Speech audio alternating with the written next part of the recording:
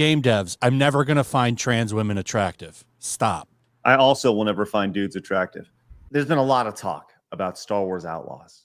A lot of talk over the last, I don't know, month, 2 months, 3 months. Really, since the first time we saw the playable character, people were saying, "Hey, it's pretty much just Han Solo, but gender swapped, right?" And she wears his color design. Yes, same outfit almost. Well, the idea behind this character is that she's supposed to be not nearly as experienced and scrappy and all these things. And because I've watched several previews, because the game has been in people's hands. They've been several previews that have been released, and it's been I would say fairly lackluster. A lot of people have looked at it and said, this is like, if this game came out in 2004, it would have been spectacular, but it's like 20 years too late, right? And we've seen some great examples of the gameplay here along the way, and the criticism that has taken place from seeing this gameplay. And this is from IGN. I've never been so immersed in a takedown experience as I was with Star Wars Outlaws. And here's an example of this takedown. Walking up, whap, and down she goes. just one woman slap upside the back of the head right there. Not even with like a baton or anything, like, which would be a little bit more like, that doesn't even hit. There's no contact. These morons, zero contact. Have they ever worn a helmet? Well, the helmet's the whole thing is designed to protect you from getting knocked out on things. Yeah. Your hand would be all busted from this. Yeah, it's so stupid. And by the way, bad. they did this in the Obi-Wan show too. Now, if she was to come in with like a little baby knife and then just like stab him in the back of the neck, where there's that gap between the armor Or a little and the taser. helmet. Yes, even that. But this is completely and utterly unbelievable and very ridiculous.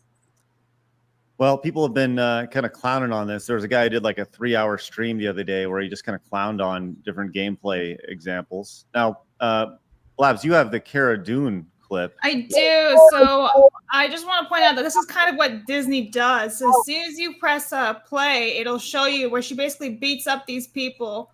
It's kind of the same way, just by her hands. If you just press the play button, you'll see. So, like, this is just a Disney thing. Like, come on, guys. It's like the same thing. I don't think that's the same thing at all. She's smashing them face first into a Yeah, but you see, she hits one of them with their elbow. Like, that should definitely not really take them out. But they don't go down immediately. I think she's not knocking them out from a hand slap. Like, they're still conscious. They're still hitting. And it takes 4 total. It takes multiple times, yes, but I don't really think, like, I'm pretty sure the helmet should be protecting them from, like, hand-to-hand combat. That's just my personal opinion. I think it's all silly. If we're gonna make fun of like Outlaws, I think we should probably make fun of that fight. Chat has the right answer though. It's Gina, so it's okay. I agree. No, like it's that. not. Is it though? I mean, Gina That still looks a better badass. than her just going up and slapping the back of it. And it's not even a punch, it's a hand slap. Yeah, I don't know. I mean, like, I think it looks better because Gina Carano is actually a really, like, buff woman as compared to the Outlaws character that's like a little twig. But I don't know. I'm pretty sure you should be able to do more damage than just smacking people around, especially with those helmets. They shouldn't go down like that. I completely agree. I am with Blabs on this. Like, it shouldn't. Like, I don't understand that choreography. Yes. For somebody who had, like, if they were to get like an armor specialist in that could actually teach them like the moves that could really help you like kind of work around the armor for your fighting, I think that could be cool.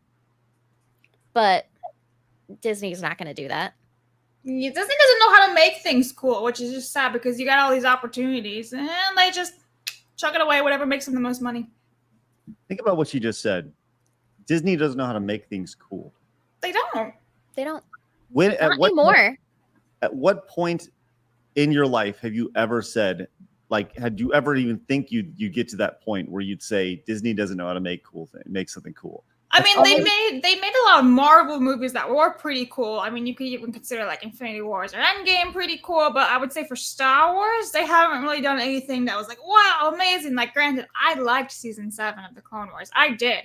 It's not canonical. It shouldn't exist. It doesn't really make much sense, but it was cool. They haven't really done anything since to make me go, whoa, awesome. Yeah. Well, I'm with Labs.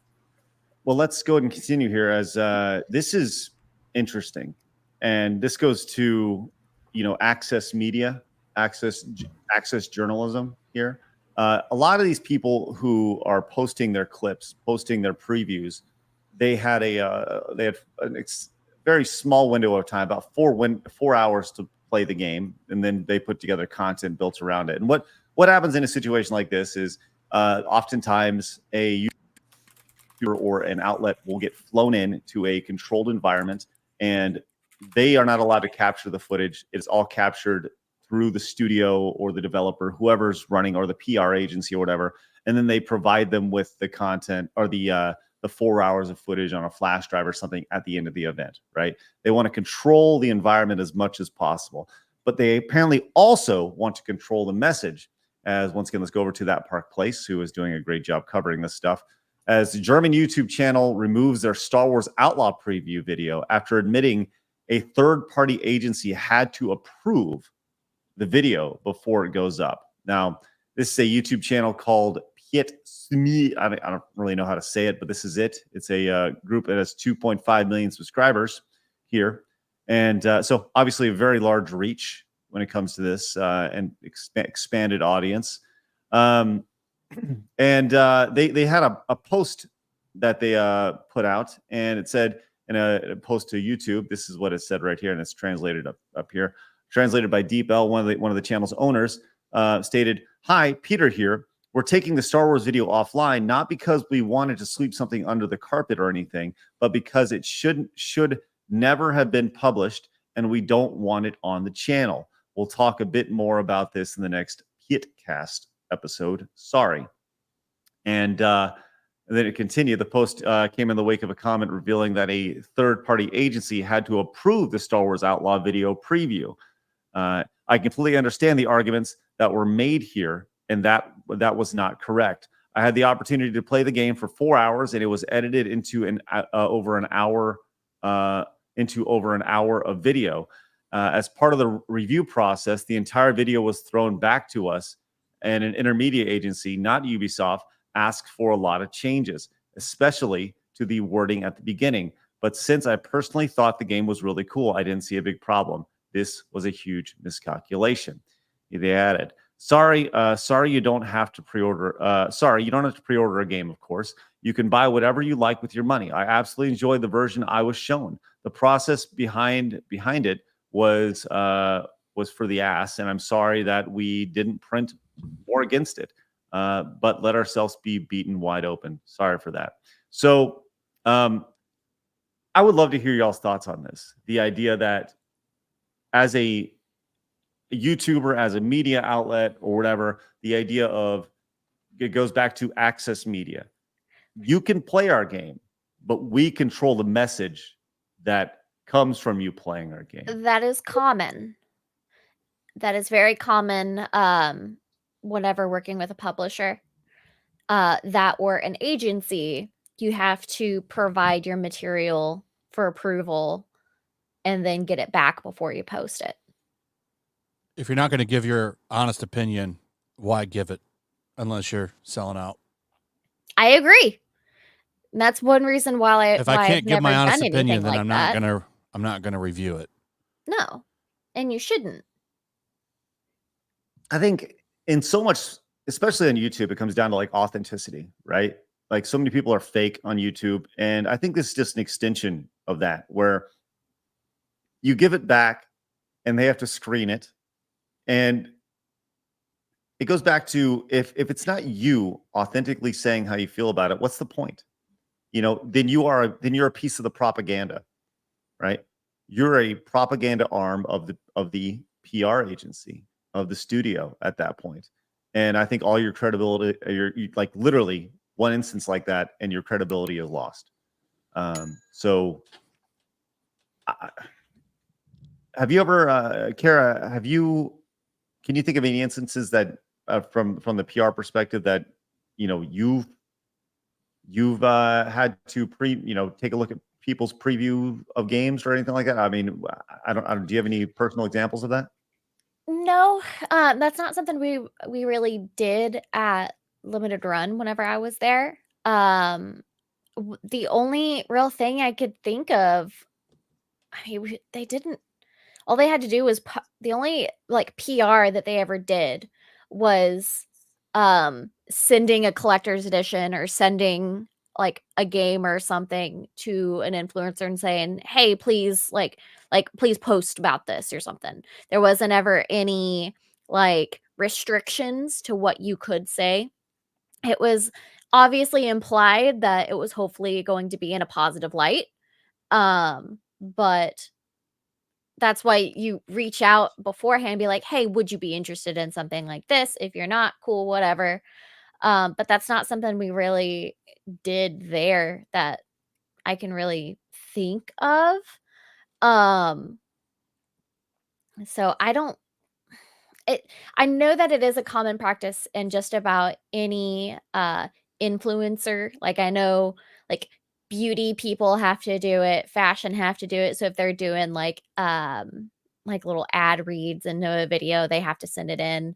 Usually to just to one acknowledge and or prove that the clip is there in the video. Um that's the only like main thing I can really think of. That or making sure that whatever information that is provided to that the creator states in the video, whether it be pricing or availability, whatever, is accurate and up to date.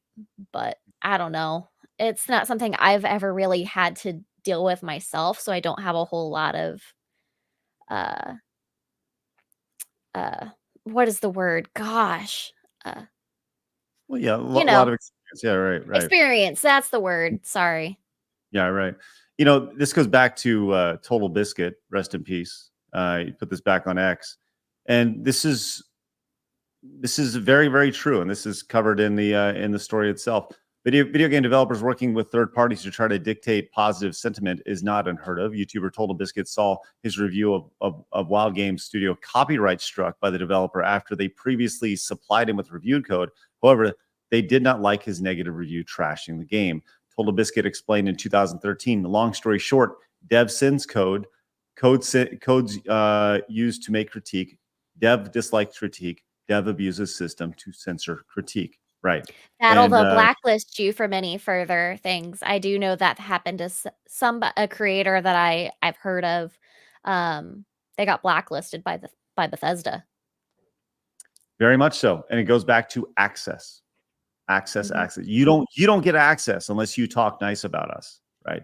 You don't. And I think that's just such a broken way of thinking about things, and especially in today's society when it comes to the commentary community and actually having an opinion about things.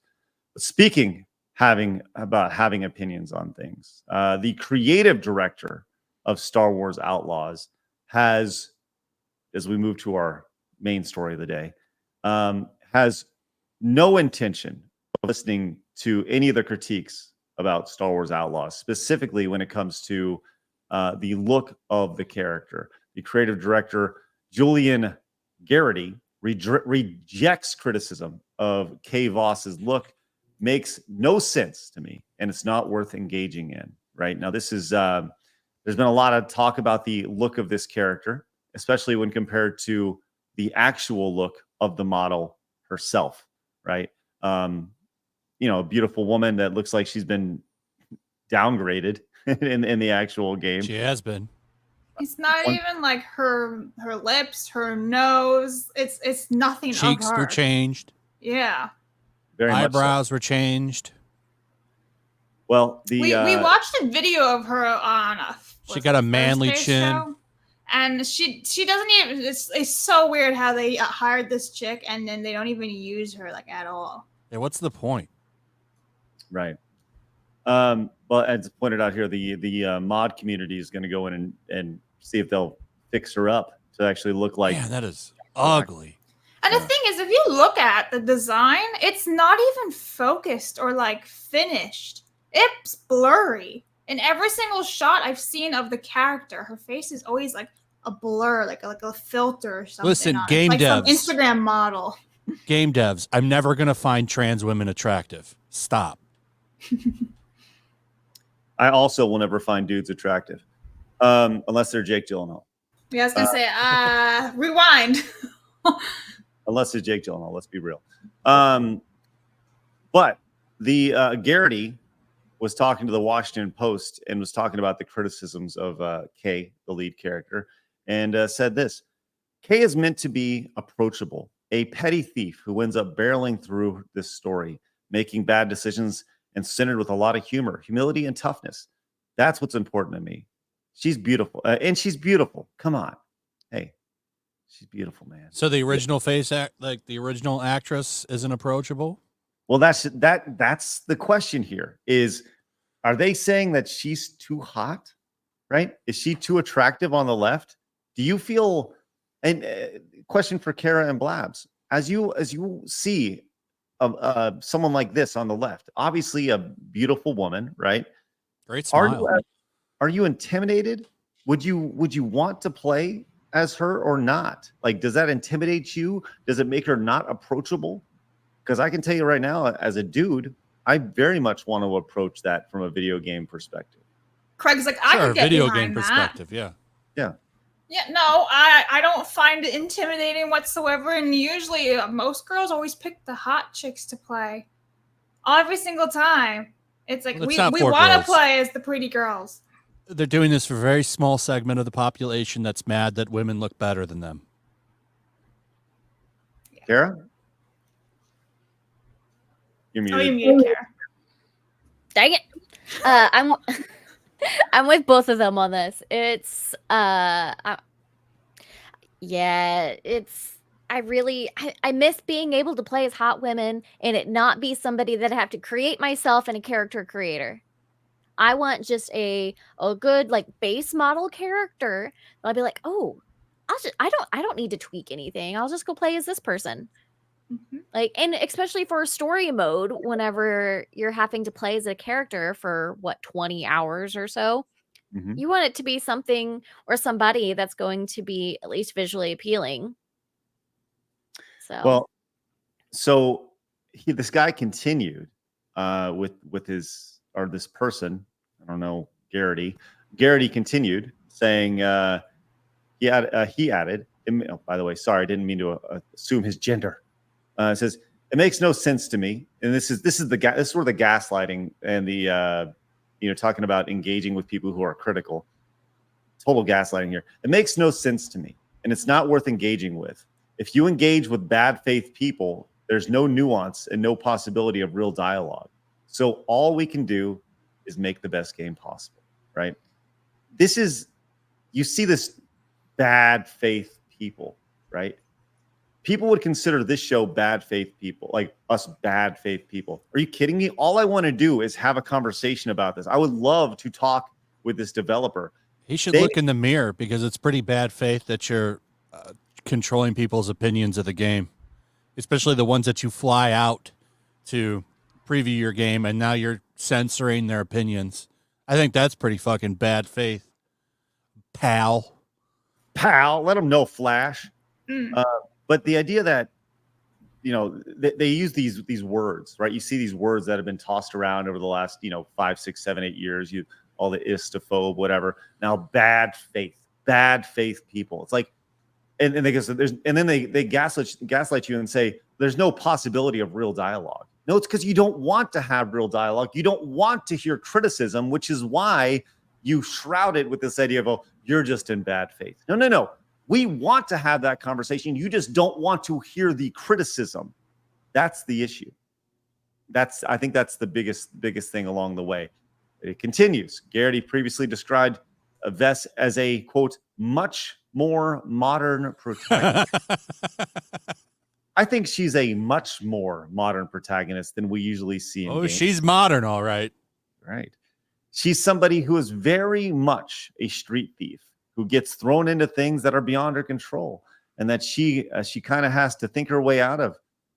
She has to think her way out of, and that makes it a little bit more relatable than someone who has all the confidence and sarcasm and just comes off as somebody who is not believable. So having her be relatable in that way is something extremely important to us. So there we go. So she couldn't be pretty and street smart, is what you're saying. Right. And Yeah. I think that I want to dismantle that. So in 2017, we had Battlefront 2 come out. And they made Iden Versio basically the exact same as her actress.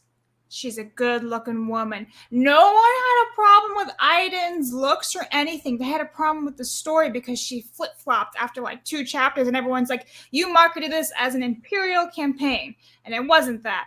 Everyone actually digs how Iden looks. I personally love Iden's abilities. They're badass, so I never had a problem with Iden. So everyone going, oh my God, they just hate women. They just hate women. No. You're totally right. Nobody was talking about her. No one was complaining about her bad looks. It was the fact that I remember the campaign got a lot of criticism itself. Yes, exactly. But it was all on the story. Like, it wasn't on, oh, yeah, she looks like a ambiguous woman. She's beautiful, this actress, and she looks just like in the game. Now, granted, it's 2017. The graphics are EA. What do you expect? But they're pretty damn good. And considering what Ubisoft is doing in 2024, even better, right? And then they're also marketing Ubisoft this game as the first open world Star Wars video game. Well, first of all, that's a lie. But if you want to just talk about Disney in perspective, LEGO did it in 2022. So you're also lying again. Just pointing it out. So I've just dismantled the entire conversation. The end. Well, we will see how this game performs when it comes out. It's been from a preview perspective, and this goes back to like when you see a situation, bringing us all the way back to the YouTuber who had their preview sent back or edited. That casts doubt on every single person who created a preview, because you don't know what they said and what the PR agency said. And it devalues and discredits literally every single person that's created a preview up to this point, which is the saddest thing about it.